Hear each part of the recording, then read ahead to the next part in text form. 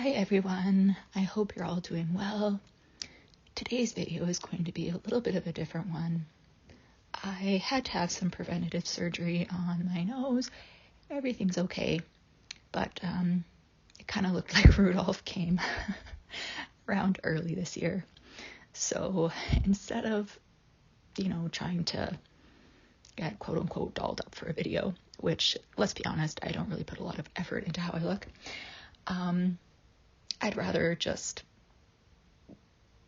be comfy and not really put my face on a video if I don't feel 100% comfortable. And I just figured I'd take a page out of some seasoned YouTubers' notebooks and just paste a quote or a visual on a screen and let the audio do the heavy lifting. If the audio isn't quite top-notch, I appreciate your patience. I am still learning this whole YouTube thing, but as many of you know, I have a vocal cord condition called spasmodic dysphonia. So if that's not something that you can bear through, you can perhaps maybe bypass this video or watch another one on my channel. But I do hope that you can stick around because I think there may be something that you'll find helpful here. So getting right to it, today I wanted to debunk a couple of myths around love language. I know that it's a popular topic that people are interested in, but I've seen online there have been a few things that may confuse more than clarify. So while I'm not an expert, I do like to ground what I share on this channel with peer-reviewed research wherever possible. So I'll link some studies below if that's something that interests you. A lot of what I'll say may seem like common sense, but again, even common sense needs research backing when we present it to others, so that's just my goal here. One common claim that I've seen floating around is that a person can identify their love language by looking at their toxic traits. And the claim is that the toxic traits that we have are simply the opposite of what our love language is. I personally think that's a bit misleading. It might hold true for some, but I don't think that it's a reliable rule that we should generally go by. So I thought it's important to maybe go back to the basics, such as, what's the overall definition of love language? So love language is a method of communicating affection, how one speaks, and how one receives or interprets romantic signals. And it's usually between two people. That's pretty much it. While it's simple in concept, it's complex in its application, as perhaps many of us know. And here's where I feel many get tripped up. People assume that their preferred way of giving or receiving love is static, unchanging, tied forever to their trauma or personality. Now, I don't negate the fact that trauma and early attachment probably do influence what we prefer, but the idea that those preferences never budge is a bit too rigid, in my opinion, because it leaves no room for personal growth or change. If no one ever did any therapy or healing work on themselves, then maybe, yes, perhaps our preferences would stay stuck. But most people strive to properly process trauma so that it doesn't run their lives anymore, and many do try to work through or at least eliminate their toxic traits altogether. So then what?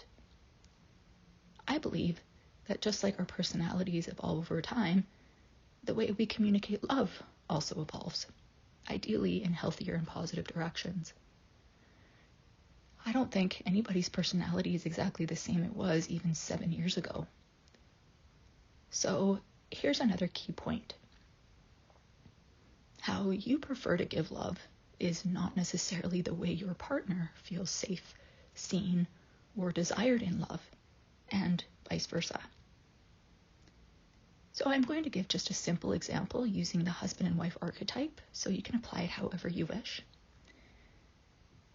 The wife may say, I'm not really big on giving PDAs. I'd rather show love to my partner by cooking a meal. The husband may say, my partner's cooking means a lot. But what really makes me feel loved is when she reaches for my hand, or sits beside me, or links arms when we go for a walk. So the husband's primary receiving style seems to be physical touch, while the wife's speaking style is acts of service. What's the solution? Perhaps some of you are already thinking of what it should be. Well, the solution is that the couple should come together and have an open and honest conversation, being clear about what their needs when it comes to communicating love should be. You want to make sure that nothing gets lost in translation and that both of you understand each other clearly. The earlier a couple can have this conversation in the relationship, the better. And yes, this should be done with each new relationship. Why? Because each new partner is going to have different romantic needs, and this involves being adaptable in the way you give and receive with each one. You won't always give love exactly how you like it, but if you truly love someone, because remember, we're talking about the language of love, you'll do your best to meet your partner's specific needs so that they feel nurtured, just like you would expect the same in return. Now, love language is just like any other language a person is trying to learn. All foreign languages are made up of the following aspects: grammar, vocabulary, conversation, reading, writing, etc.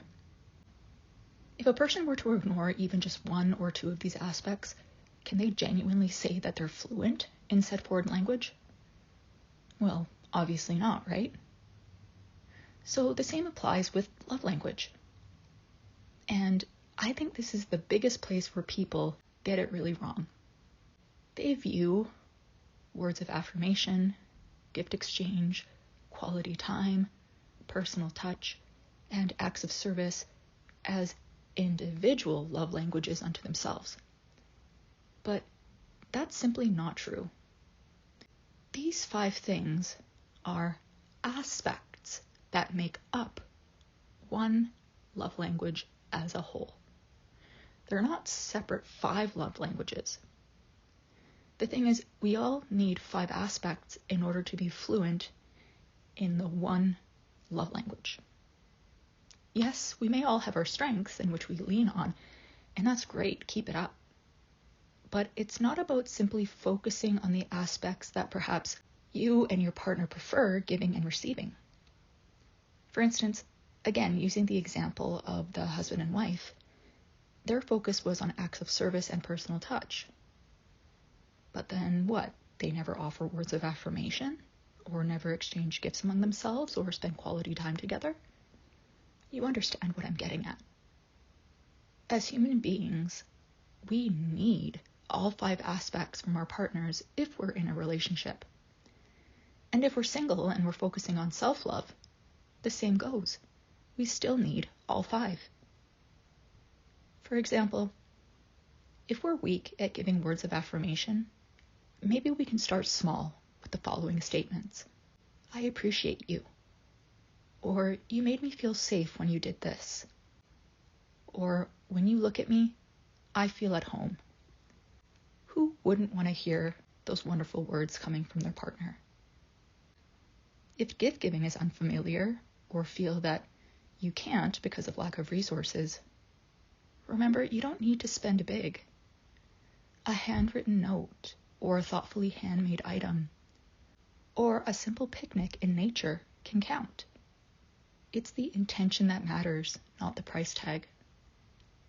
But what if all of this feels like too much work? That's okay. It might mean that you're just not ready or in the right season for a deep relationship, and that's absolutely fine.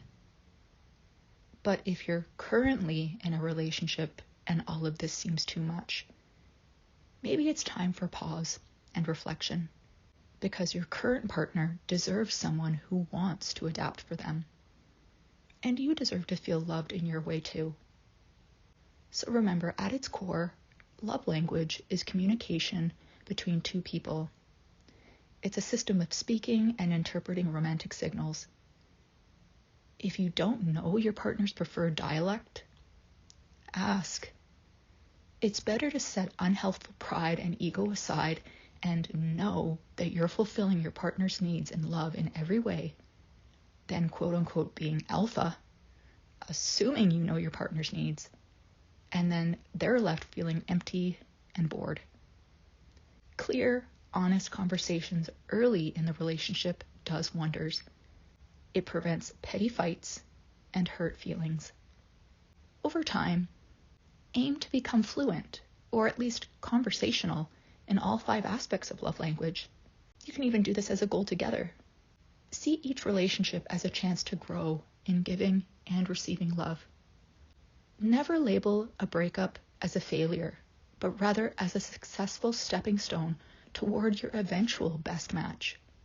Learn from each relationship, analyze what worked and what didn't work, and be humble enough to recognize where you could have improved.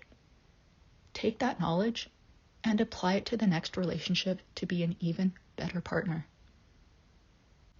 I hope this helped to debunk some myths on love language, and hopefully it gave you a more flexible, growth-oriented lens on it. If you want more videos like this, perhaps diving into each specific aspect, I can definitely do research on it, so feel free to send me questions. Thank you again for listening and being patient with me, and I hope you all have a lovely rest of your day. Bye for now.